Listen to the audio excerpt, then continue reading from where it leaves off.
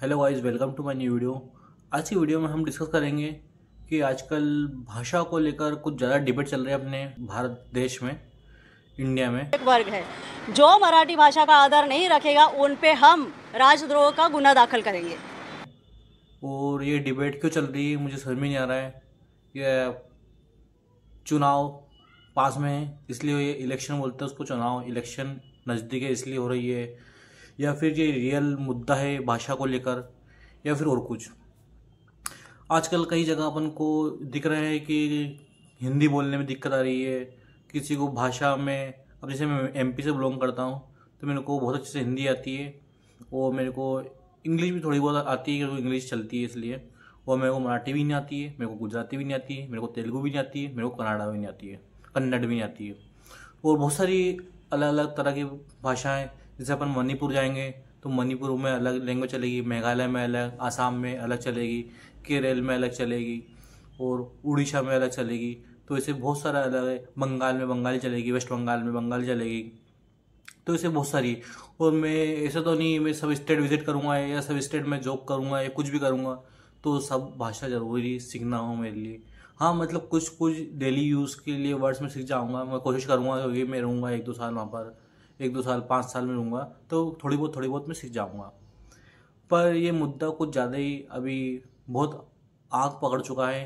जैसे महाराष्ट्र में एमएनसी कार्यकर्ता एक शॉप पे गए, उन्होंने पूछे तो आपको भाषा आती कि नहीं आती मराठी, तो उन्होंने बोला नहीं आती है, तो उनको मारने पीटने लग गए। तो ये गुंडागर्दी हो रही है सरेआम। मतलब आपको हिंदी से दिक्कत है? ऑब्वियसली हिंदी मेरी भाषा है नहीं, हिंदी ना राष्ट्रभाषा है।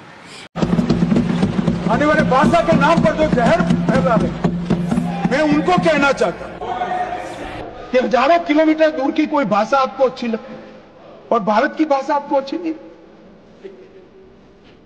भाई तमिल बच्चा गुजरात में भी काम कर सकता है, कश्मीर में भी काम कर सकता है, दिल्ली में भी काम। आप चुनकर संसद में आकर बैठे, कैसे देश की व्यवस्था चले? भाषा के नाम पर देश के विभाजन के लिए, देश के बंटवारे के लिए बहुत सारा हो चुका, अब नहीं करना चाहिए। देश आगे बढ़ गया है, आप विकास की बात करिए। आपके घपले, घोटाले, भ्रष्टाचार छिपाने के लिए भाषा का आड़ देते हैं। हम एक्सपोज करेंगे, गांव गांव जाकर एक्सपोज करेंगे। और ये चुनाव भी आ रहे हैं, क्या पता इस चक्कर में हो रहा हो। ये मतलब चुनाव आ रहे इस चक्कर में हो ही रहा है, चुनाव आ रहे इसलिए हो रहा है मेनली तो। और वैसे अभी कनाडा में भी कन्नड़ मतलब बेंगलुरु में भी हो रहा है ऐसा कि भाषा को लेकर मारा ठोकी पिटाई हो रही है, क्योंकि आईटी सेक्टर है वहाँ पर। सब जॉब के लिए अपनी भारत देश है, अब जॉब करने वो इधर ही, कोई मुंबई जाएंगे इंडस्ट्री है, कोई दिल्ली जाएंगे, कोई अहमदाबाद जाएंगे, तो कोई बेंगलुरु जाएंगे आईटी वाले, इंजीनियरिंग वाले वहाँ जाएंगे, फिल्म इंडस्ट्री में काम करने वाले मुंबई जाएंगे। भाई सब एक जगह, वो मतलब सबका अलग अलग जगह बनी चुकी है भारत में। पर ये वहाँ के लोकल नेता और लोकल नेता की राजनीति करने के लिए उनको कोई मुद्दे नहीं बचे हैं। अब वो तो ये बोलेंगे नहीं कि वहाँ पर रोड नहीं बन रहे तो रोड के चक्कर में कुछ करो, तो ये कुछ कोई प्रोग्रेस हो रही। अब उनके नेतागिरी ठप हो गई है, मेन दिक्कत ये आ रही है। तो नेतागिरी ठप हो गई है और उनका नाम पॉपुलर करना, मतलब उनका नाम न्यूज़ हेडलाइन में आने के चक्कर में, न्यूज़ हेडलाइन में आने के लिए उनको ऐसा कदम उठाना पड़ता है। अब भगवान जाने ऐसा कदम वो क्यों उठाते हैं, उनको समझ में नहीं आता वो ऐसा कदम क्यों उठा रहे। माझी गाडी ठोकलीस ना, असा उघडा. तू कुठे चालला होतास? हे मनसे तुम्ही, हे तू कुठला मनसेवाला आहे, कुठला आहे शिवसेनावाला आहे? मनसे लोक, तुम्ही लोक मराठी शिकवता ना रे लोकांना? अरे माझा बाप ना भेंडचं महाराष्ट्र राज्य उपाध्यक्ष आहे. तुझा बाप महाराष्ट्राचा अध्यक्ष आहे? हा. कोण? मनसेवाले? हा. अच्छा, आणि तू दारू पिऊन माझ्या गाडीवर चढणार, गाडी ठोकणार? काय भेंडचं तू पैसे घे. अच्छा, तू मला शिव्या देतोयस? हा, दे शिव्या दे. गाडीला ठोकलं, तू माझ्या गाडीला का ठोकलं? काही माफ कर. मग तू आता बोललास माझा बाप कोण आहे, मला भेंचोत बोललास. अरे काय मी तुम्हाला भेंडचं नाही बोललो. अरे मी थोडासा परप्रांती लोकांना साथ दिला तर काल 200 लोक माझ्या अंगावर आले. आज तू माझी गाडी ठोकतोयस, आपल्या बापाची धमकी देतोयस. तुम्हाला माफ करा ना. माफी नकोय. तू दारू पिऊन गाडी का चालवतोय? तू दारू पिऊन गाडी का चालवतोय? दारू पिऊन गाडी का? अरे चल ठीक आहे, तू माझ्या गाडीला ठोकलास, कोणी तुझ्या गाडीच्या खाली येऊन नेलं असतं तर? म्हणजे आता जा तू. कुठे जाऊ? उद्या ये एक मिनिट हा बेवडा कुठला माझ्या ओळखीचा? एक मिनिट एक काम कर. येणं मला ठोकलंय, मला भेंचोद बोलतोय माझा बाप कोण आहे? राज ठाकरेच्या घरी जा आणि पैसे घे. माझा बाप हा आहे.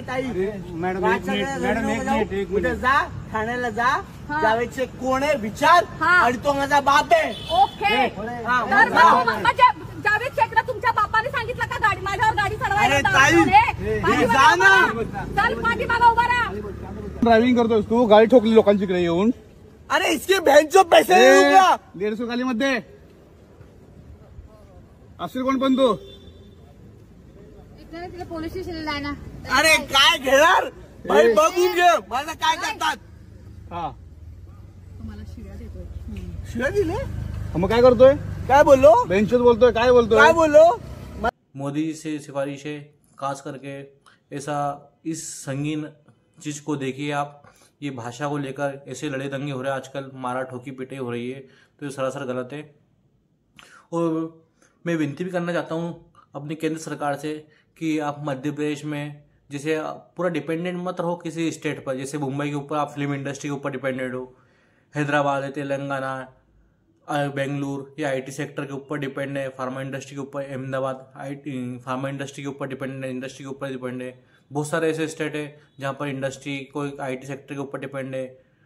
तो आपसे निवेदन है, जैसे हमारा मध्य प्रदेश भी एक अच्छा खासा स्टेट है, वहाँ पर बिजली पानी सब कुछ अच्छी तरह से अवेलेबल है, मतलब वहाँ पर रोड कनेक्टिविटी बहुत अच्छी है। तो वहाँ पर आप कृपया करके इंडस्ट्री सेक्टर अच्छे से ग्रोथ कीजिए, क्योंकि यहाँ पर मध्य प्रदेश में सिर्फ मात्र पीतमपुर में ही इंडस्ट्री है। वो पूरा इतना बड़ा मध्य प्रदेश है तो वहाँ पर इंडस्ट्री बहुत कम है। और यहाँ पर मध्य प्रदेश के पास में एक है पिलूखेड़ी, वहाँ पर कुछ गिनी चुनी 2-4 इंडस्ट्री है, वहाँ पर इंडस्ट्री हब बनाया था, पर वो क्या पता अनसक्सेसफुली वो बन नहीं पाया। तो मेरी माननीय मोदी जी से भी निवेदन है, तो आप अपने हमारे मध्य प्रदेश की ओर भी देखें। हमारे मुख्यमंत्री डॉक्टर मोहन यादव जी से भी निवेदन है कि आप ये थोड़ा इंडस्ट्री वगैरह और थोड़ा आईटी सेक्टर अपने एमपी में लाने के लिए सोचिए। और मोदी जी से भी निवेदन है कि जो लैंग्वेज बैरियर है उसको ख़त्म करिए, और ये थोड़ा डिपेंडेंट किसी स्टेट के ऊपर पूरा फुल डिपेंडेंट ना होना चाहिए। ये भी सही बात है, किसी स्टेट के ऊपर फुल डिपेंडेंट नहीं होना चाहिए। और मैं आपको बीच बीच में क्लिप डालूंगा कि एमएनसी कार्यकर्ता मार ढोकी करिए बीच में, और फिर वो बयान भी देते हैं एमएनसी कार्यकर्ता कि आप मारते हो तो वीडियो मत बनाओ और उनको मारो, वीडियो मत बनाओ उनको मारो, मराठी ना बोले तो उनको मारो पर वीडियो मत बनाओ, ऐसे उनके बयान भी आ रहे हैं। और अभी आज या कल की वीडियो वायरल हुई है, एक वहाँ का एमएनसी कार्यकर्ता का बेटा या कुछ परिवार में हुआ है, बेटा ये शायद से, वो लड़की से गाली गलौज कर रहा है, बदतमीजी कर रहा है। लड़की मराठी बोल रही है, वो भी मराठी है, लड़का भी मराठी है, तो वो बोल रही है आप एमएनसी कार्यकर्ता हो, वैसे वैसे फलाना ठिकाना, गाली गलौज कर रहा है वही लड़की को। लड़की भी पुलिस ऑफिसर को बुला लिया उन्होंने वहाँ पर। तो ऐसा ये कुछ अशांति हो रही है अपने इंडिया में, तो कृपया करके इसको संभालिए। और शायद से जनता को भी समझदार हो गई है, ऐसी बात नहीं हुई है, क्योंकि एक राजनीति मुद्दा बन रहा है ये धीरे धीरे, क्योंकि चुनाव आते ऐसा कुछ ना कुछ होने लग जाता है। तो मेरी जनता से सिफारिश है, आप शिक्षा, रोड, हेल्थ केयर सिस्टम, इनके ऊपर ध्यान और इनके ऊपर क्वेश्चन करो कितना ग्रोथ हो रहा है। अभी आप बोलते हो अपने इंडिया में मेट्रो आ रही है, तो मेट्रो का ज़माना कहाँ है, अब तो बुलेट ट्रेन का ज़माना है। मेट्रो तो हो गया उसको बहुत पुराना, मेट्रो तो बहुत पहले साल, मतलब आज से 10 साल पहले चलती थी भारत देश में। और आप अपने देश को, इंडिया देश को पाकिस्तान इनसे कंपेयर ना करिए, क्योंकि पाकिस्तान बहुत छोटे देश है और बहुत तरक्की नहीं हो पाती उनकी। आप अपने देश को, बगल में देश है अपना चाइना, उससे कंपेयर करिए। वहाँ पर ट्रेन फैसिलिटी, मेडिकल फैसिलिटी और इंजीनियरिंग में, एआई में आजकल कितना देश आगे बढ़ रहा है। तो ऐसे नए नए इनोवेटिव आइडियाज़ पे ध्यान दीजिए। तो कृपया करके जनता से बस यही सिफारिश है कि छोटे लैंग्वेज बैरियर के ऊपर ध्यान ना दिए, पढ़ाई, health care system, education system उनके ऊपर ज़्यादा ध्यान दीजिए। और सख्त से सख्त नियम बनाइए, किसी भी ऐसी चीज़ घटना है फ्यूचर में ना हो। क्योंकि शायद से मैंने सुना था 2008 में भी ऐसी घटना हुई थी, 2008 में भी ऐसी ही भाषा को लेकर घटना हुई थी। ये जैसे अपने आर्मी के जवान, अब आर्मी में सिलेक्शन तो एक ही होता है, वो हिंदू, मुस्लिम, सिख, ईसाई जो भी होता है वो आर्मी में चले जाता है। भाषा सबकी अलग अलग रहती है, पर रहते हैं बस एक यूनिटी से। तो इसलिए मेरे भारत देश के सभी नागरिकों से निवेदन है कि यूनिटी से रहिए।